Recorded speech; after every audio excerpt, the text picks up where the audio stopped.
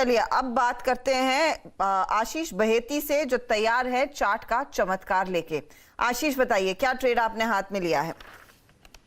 जी Harshita ma'am, मेरे ख्याल से overall reality as a chart का चमत्कार काफ़ी अच्छा लग रहा है। जिस हिसाब से पूरा रियलिटी सेक्टर ही हमको अच्छा लग रहा है, बट ओवरऑल रियलिटी में जो मूवमेंट आज देखने मिली है, हमें लगता है कि यहाँ से ये फर्दर और प्रोफाइल हो सकता है ये मूव, और 920 तक के लेवल्स इसमें देखने मिल सकते हैं। जो स्टॉप लॉस मेंटेन करना है ओवरऑल रियलिटी के ट्रेड में वो है 887 का। 887 का स्टॉप लॉस, लेकिन 900,000 की तरफ बढ़ने की पूरी क्षमता, 900 तो पहुंच ही गया है ओवरऑल रियलिटी में देखने को मिल रही। कल आपको याद होगा नतीजे हमने देखे और उसके बाद कॉन कॉल भी हुआ। अब कॉन कॉल में बड़ी बड़ी चीजें कही गई, जहां पर ये क्लियर होता हुआ दिखाई दिया कि दरअसल कंपनी का जो वर्ली वाला प्रोजेक्ट है वहां पर ऑक्यूपेंसी सर्टिफिकेट इनके हाथ है, रियलाइजेशंस काफी बेहतर होते हुए 1,10,000 से 1,20,000 का पर स्क्वायर फुट रियलाइजेशन है। आपने इनकी प्रॉपर्टी का कुछ जायजा लिया है क्या मयूरेश? कुछ प्लान है वर्ली शिफ्ट करने का?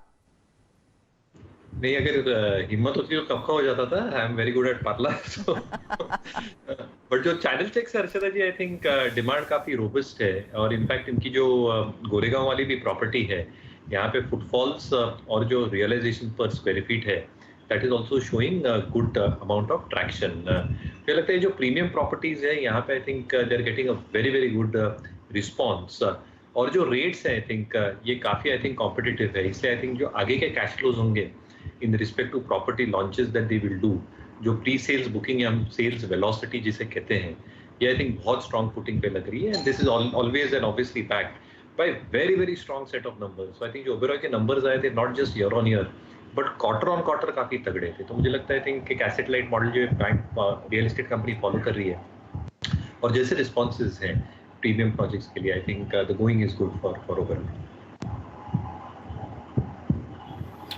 ओके, ओबेरॉय रियल्टी आपके स्क्रीन पे 898, और आउटलुक पॉजिटिव है मयूरेश जी का, लेकिन not exactly he wants to be a client of Oberoi realty. सत्य यही है, सत्य वचन। अच्छा, मुंबई वाले तो आपस में एक दूसरे के प्रोजेक्ट के बारे में बात कर भी लेते हैं, दिल्ली वाले तो कभी सोचते भी नहीं है मुंबई के बारे में। I am sure he wants to be a client. खैर यहाँ से काम करता Veeru, I am sure he wants to be a client. अब वो ऑन टेलीविजन पे कैसे डिस्क्लोज करे कि हाँ हम 1,10,000 तैयार हैं देने को पर स्क्वायर फुट? ये तो ऑफ कैमरा बातचीत आगे बढ़ाएंगे।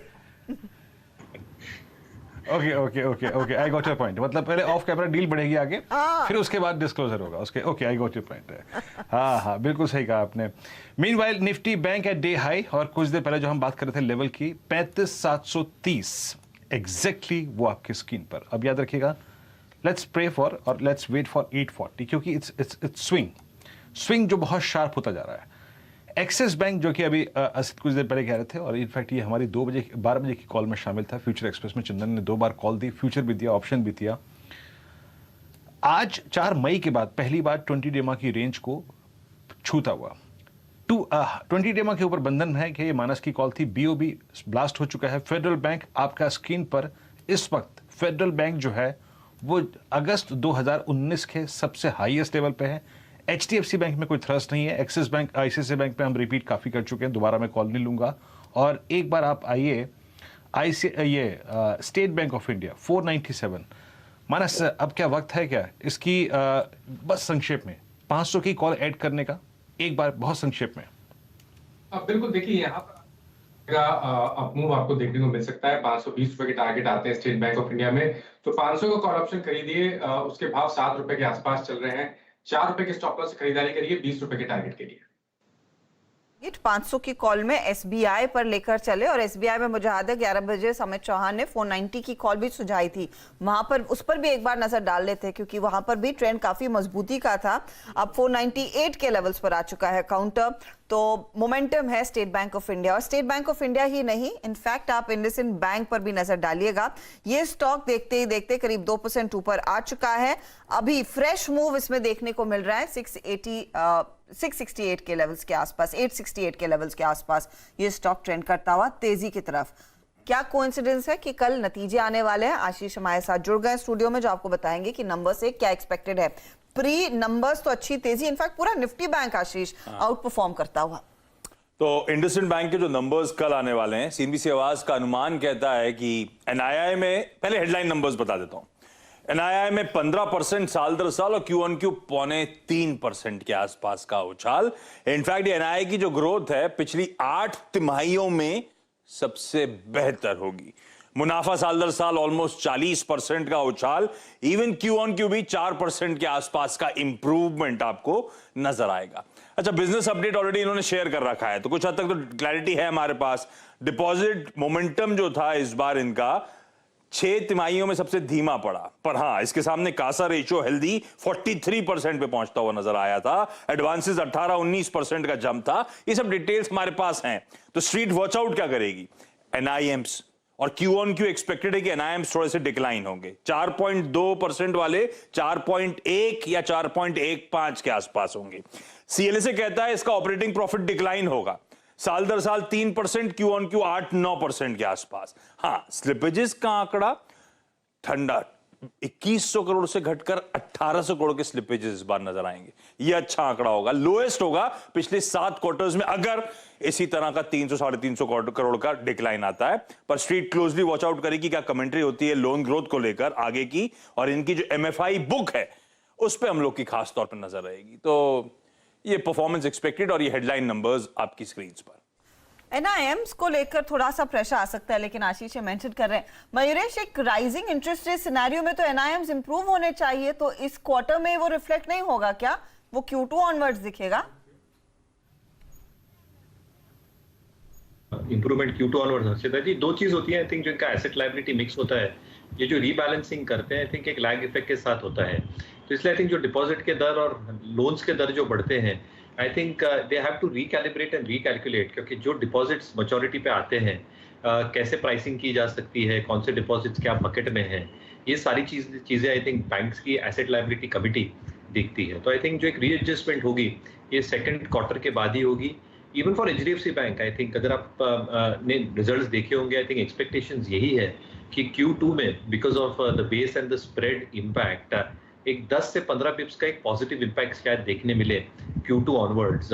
शायद रेंज में रहे, बट मुझे लगता है आई थिंक एक इंप्रूवमेंट डेफिनेटली Q2 ऑनवर्ड्स देखी जा सकती है। तो I think in a rising interest rate scenario, विपरीत जो हमारी एक थॉट प्रोसेस है, आई थिंक एक इंप्रूवमेंट जरूर देखा जाता है। बैंक्स और जिनकी लायबिलिटी फ्रेंचाइज अच्छी हो, ये बैंक्स और भी अच्छा परफॉर्म करते हैं। तो मुझे लगता है I think it should be looking good for banks and financial as a space. हमें काफी पसंद आ रहा है with a huge second half recovery is what we.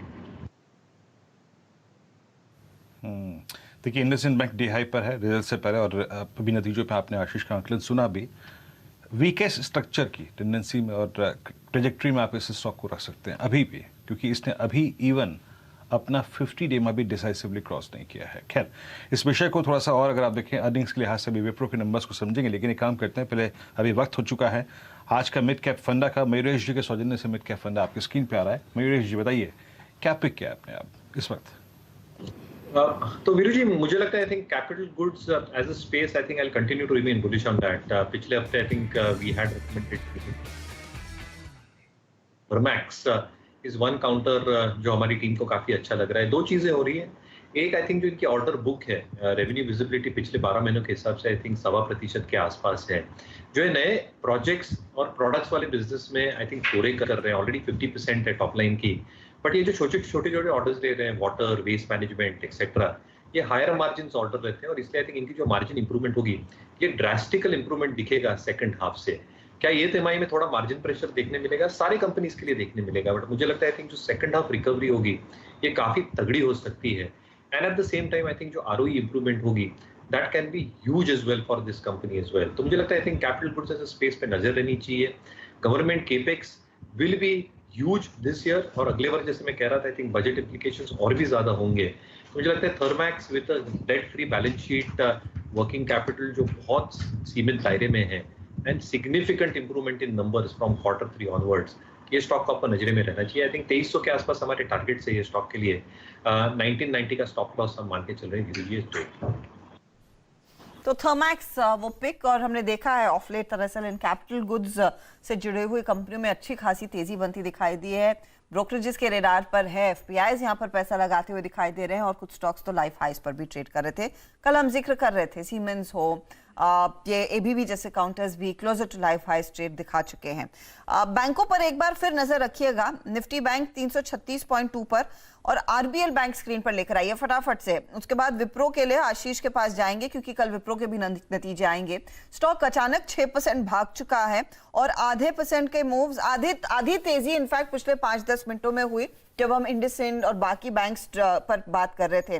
मानस, आपने बंधन पर एक बाय कॉल दिया था, क्या आरबीएल भी आपके रेडार पर आ रहा है? बिल्कुल, देखिए उस टाइम पे दोनों बैंक के बारे में बात हुई थी, मैंने आरबीएल बैंक के बारे में भी बोला था। देखिए क्योंकि कंफर्ट आ रहा था बंधन बैंक के साथ, क्योंकि स्टॉक ने अपने 20-डे मूविंग एवरेज को ब्रेक कर दिया था। आरबीएल बैंक ने अपने 20-डे मूविंग एवरेज को जस्ट टेस्ट किया था, इसलिए मैंने वहां पर रिकमेंडेशन नहीं दिया। लेकिन अभी भी आपको मेरे हिसाब से तो यहाँ पर एक अच्छा खासा आपको देखने को मिल सकता है। पॉसिबिलिटी बहुत ज्यादा है कि पहले तो 50-डे मूविंग एवरेज जो कि 97 रुपीज के आसपास है वो टेस्ट होंगे।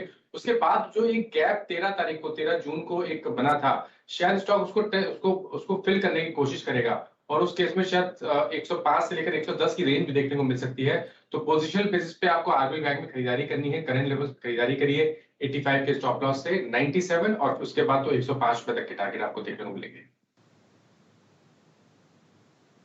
ये आरबीएल याद रखिएगा, पिछले 4 सेशंस में जब ये स्टॉक चलता था तो पहले शॉर्ट स्क्यूज इसमें काफ़ी हो रहा था और आज इसमें शॉर्ट स्क्यूज यानी शॉर्ट कवर और फ्रेश लॉन्ग की दोनों की अगर आप देखें पॉसिबिलिटी नजर आ रही है।